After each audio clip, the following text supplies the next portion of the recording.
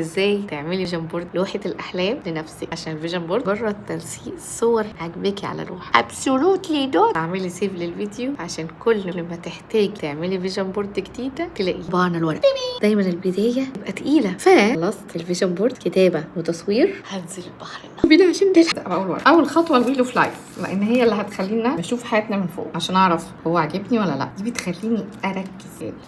الويل اوف ماي لايف. خلوا البروسيس بالنسبة لكم ممتعة. الوان، شاي بلبن، دلعوا نفسكم. خطوه رقم 2، ايه اللي مش عاجبني وعايزاه يبقى عامل ازاي، ايه اللي عاجبني وعايزه احتفظ بيه. الميوزك الحلوه بقى.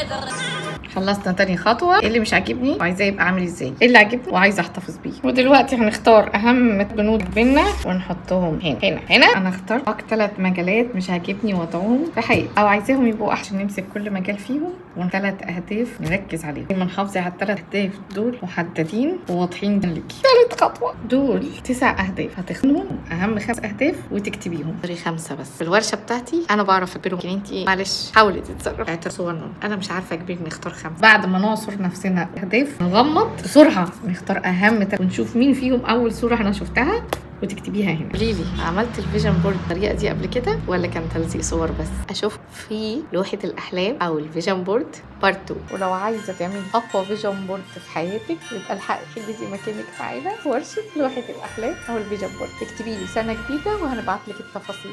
خلاص.